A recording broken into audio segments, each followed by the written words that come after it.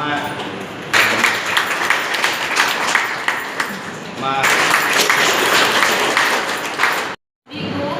दिवस की बधाइयाँ ऑफिशियली, अनऑफिशियली तो हम रोज महिला दिवस मनाते हैं, है कि नहीं, है ना। अब चूंकि आज ऑफिशियली है, यानी पर्टिकुलर एक विशेष दिन पे महिला दिवस है, यानी खुश होने का दिन है, तो खुश हुआ जाए और होना भी चाहिए, क्योंकि सृष्टि में जो ईश्वर की जो अनुपम कृति है, यूनिक जो क्रिएशन है वो महिला है, और उस महिला के बगैर कुछ नहीं होगा। और जिस महिला का सम्मान महिला भी करती है और पुरुष भी अगर कर रहे हैं सोसाइटी में, तो उस पुरुष को भी महिला दिवस की हार्दिक शुभकामनाएं। आप सभी एम्प्लॉइज हैं यहाँ पे, और एम्प्लॉइज होने के नाते मैं इसी फील्ड पे बात करूँगी, क्योंकि बाहर तो बहुत सारी महिलाएं हैं जो दुनिया विदेश के सारे पे नाम रोशन कर रही हैं। अब चूँकि हम रायगढ़ से हैं और हमारा सत्र न्यायालय है, तो कौन कहता है कि चरागों से उजाले होते हैं। मेरी तो यहाँ सारी बेटियां बैठी है, रायगढ़ उजाला हो रहा है।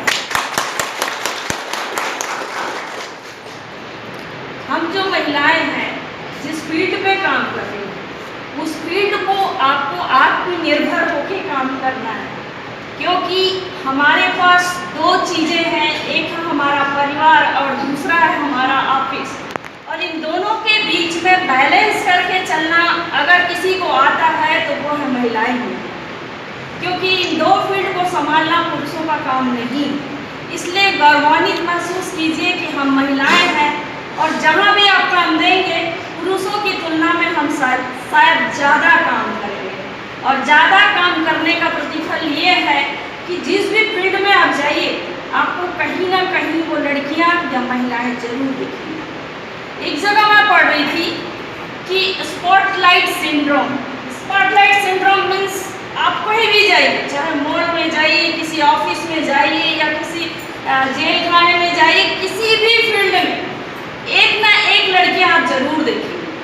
तो ये क्या है? स्पॉटलाइट है। स्पॉटलाइट मीन्स हमने उस मिथ को तोड़ा है और तोड़ने के बाद उस फील्ड में आगे आए, और यही वजह है कि हम पुरुषों के साथ कंधे से कंधे मिलाकर चल रहे हैं। आप ये मत सोचिए कि हम ऐसा हैं, आप ये मत सोचिए कि हम उस तरीके से ये सोचिए कि हम इंडिपेंडेंट हैं, और इंडिपेंडेंट होने के नाते हम घर से बाहर निकल करके ये काम करते हैं। तो महिलाएं होने के नाते हम इतने कमज़ोर तो अब नहीं हुए हैं। अभी वर्तमान सदी में हम जितनी आगे बढ़े हैं, जितने भी आगे बढ़े हैं, उस समय का फ़ायदा लीजिए। फ़ायदा इसलिए लीजिए कि आपको अपना नाम, आपको अपना मेहनत, आपको अपना काम करके दिखाना है। ये मत सोचिए कि हमने इस फील्ड को सोचा है तो काम नहीं करेंगे, मेरा काम नहीं है, ये बात नहीं है। महिलाएं अगर महिलाओं का ही इनकरेज करें या सहायता करें तो महिलाएं आगे और बढ़ेंगी, ये मेरा दावा है। अगर वो करेज नहीं करेंगी तो कहने का मतलब हम एक कदम पीछे की ओर हैं।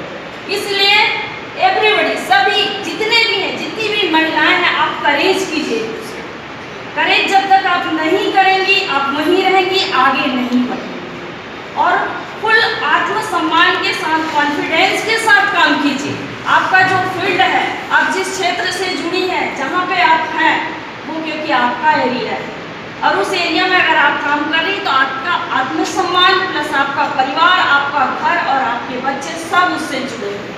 अगर आप अच्छा काम करेंगी आपका नाम तो होना ही है, और आपके साथ साथ आपके इस इंस्टीट्यूट का भी नाम होगा। हमको तुलना ये नहीं करना है कि ये उड़ाना है या वो जाना है। जो फील्ड आपका है आप उसी से काम कीजिए, या उसी फील्ड में रह के काम कीजिए, और बहुत अच्छे से काम कीजिए। जो आपकी जिम्मेदारी दी जाती है, आपके पास जो है उसको बड़े रिस्पॉन्सिबिलिटी से, या बड़े ही आत्मढंग से, बड़े ही मन से, बड़े ही लगन से काम कीजिएगा। और लगन से अगर आप काम करें तो निसंदेह आपको कोई ना कोई जरूर करेज करेगा। इसलिए मैं बोल रही हूँ कि सृष्टि में अगर एक यूनिक क्रिएशन हर कोई है, अगर आप महिला हैं ये मत सोचिए कि हम कमजोर हैं, सभी एक यूनिक क्रिएशन, यानी ईश्वर ने सबको किसी न किसी एक गुण से जरूर बांधा है, जिसकी वजह से हम क्या है उस चीज को कर रहे हैं। ये मत सोचिए कि हम स्त्री है। अगर आप स्त्री सोचेंगी तो समझ लीजिए कि ये हमारी विडंबना है कि हम पुरुषों के जाल में उलझकर उस संघर्ष को को क्या करेंगे, झेल नहीं पाएंगे। बेहतर है कि आप इंडिपेंडेंट, आत्मनिर्भर रहिए, अपने आप में सोचिए। मजाक है कि कोई आपको बोलेगा। मजे की बात यह है, अब तो समय बदल गया, सब कुछ बदल गया, लोग बदल गए, हम बदल गए और दुनिया बदल गई। तो कहने का मतलब है, जब सब बदल गया तो हमारी उड़ानें भी तो बदलेंगी, है ना। तो इसलिए आप लोग उसी दिशा से, उसी उड़ान और लगन से काम कीजिए। मेरी हार्दिक शुभकामनाएं हैं। इसके साथ साथ पीछे जो बैठे हैं, मैं उन सभी लोगों का सम्मान करती हूँ कि अगर आप नारी सम्मान करेंगे तो मैं सोचती हूँ उसके भी क्या है, बधाई के पात्र आप लोग। तो चलिए, दोनों किसी भी काम को करने में महिलाएं अकेले नहीं है, हमको पुरुषों का साथ भी लेके चलना पड़ेगा, तभी काम हो पाएगा, अदरवाइज नहीं। तो that is called balancing, balance. मैंने कहा था कि स्पॉटलाइट सिंड्रोम मीन्स कि हम अकेले हैं, सबको दिखा रहे हैं, कहीं ना कहीं आपको एक लड़की जरूर दिखाई देगी, इसलिए दिखाई देगी कि घर से बाहर निकली है और हम समानता कर रहे हैं। तो समानता बराबरी की अगर बात हो रही है तो उस तरीके से है। तो यहाँ पर बैठे सभी लोगों को भी मेरा हार्दिक शुभकामनाएं। आप लोग बहुत अच्छे से काम कीजिए, मेरी शुभकामनाएं। बल्कि महसूस कीजिए कि हम इस सृष्टि की अनुपम कृति है, जो इस लायक बनाए गए हैं, जिसकी वजह से हम काम कर रहे हैं और हमको चुना गया है और हम आए हैं। तो इस फील्ड को मन से, तन से, धन से, मत से, सभी दृष्टि से काम कीजिए, तभी तो सफल है, अदरवाइज नहीं। फिर हमारे उस काम करने का मतलब ही क्या हुआ। तो लास्ट में यही कि आप लोग सभी ऐसी चमकती रहें, दमकती रहे, मुस्कुराती रहे और घर को संभालती रहे, क्योंकि आपके तले आपका परिवार भी ऐसी आबाद होता है। तो अगेन आप सभी को महिला दिवस की हार्दिक शुभकामनाएं दिल से। बहुत कम समय था, थैंक यू सो मच। आप सभी को हृदय से हमेशा अपने आप को यंग ऐसी काम कीजिए, बहुत अच्छा लगा। अरे वाह, बधाइयाँ हो, आपको देख के भी अच्छा लग रहा है, ऐसे है ना। कहाँ पे हैं? अरे वाह, अच्छे दोस्त हैं। चलिए, बहुत अच्छा, बहुत अच्छा। आगे जाइए, बधाई हो, बहुत अच्छे लग रहे हो, ऐसे मुस्कुराइए।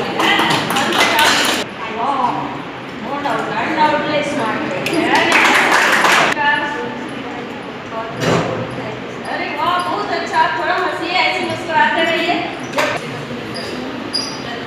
बढ़िया, ऐसे मुस्कुराइए तो जाता है।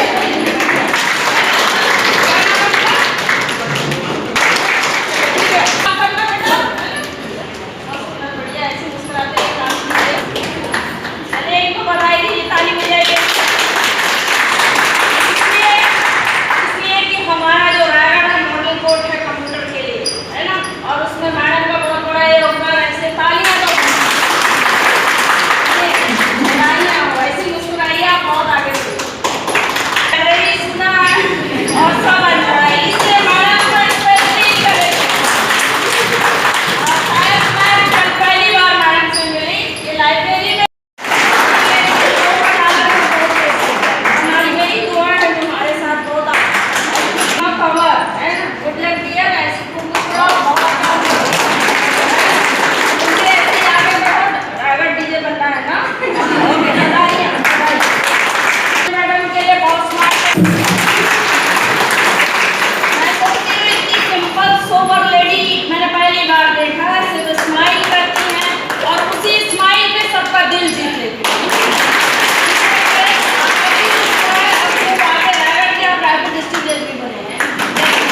हम दोनों पड़ोसी थे और मेरी बेटी भाग गई थी, छोटी थी, बहुत छोटी, उसको पकड़ के लाई थी और छोटी थी। और सही बात है, कहाँ जा रही थी क्या नहीं, घर से बाहर निकल गई थी। मैडम ने देखा कि प्रसाद मैडम की बिटिया अकेले कहाँ जा रही है, 1 साल की बच्ची थी। उस समय इन्होंने पकड़ के लाया, बोली मैडम ये आपकी बेटी। तो इसकी आभारी हूँ मैं, प्लस वो भी मेरी बेटी। तो मैडम को तो बहुत सारी बधाइयाँ मेरे तरफ से।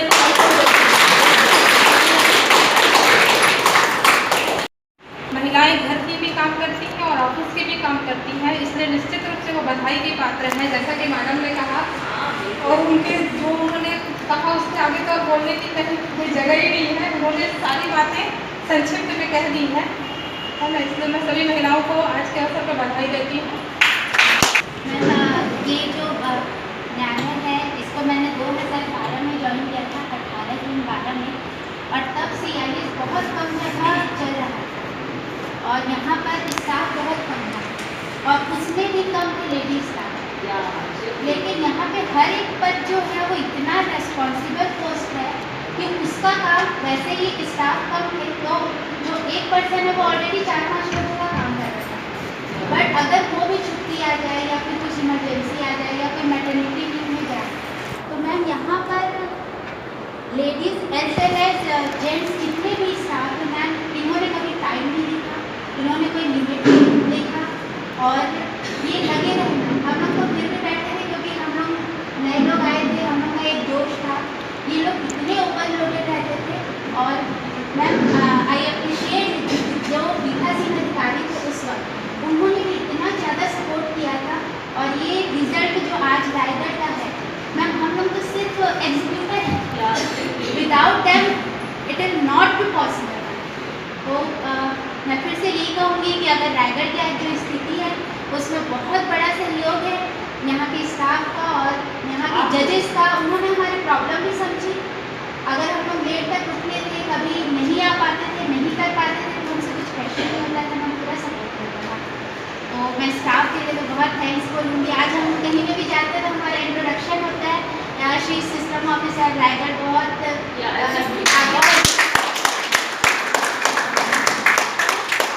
मैं बस रिप्रेजेंट करती हूँ बट जो एक्चुअल में जो वर्क किया मैम सबने मिलकर किया, each and everybody is responsible for that ना, तो सबका श्रेय जाता है, सबको बताइए।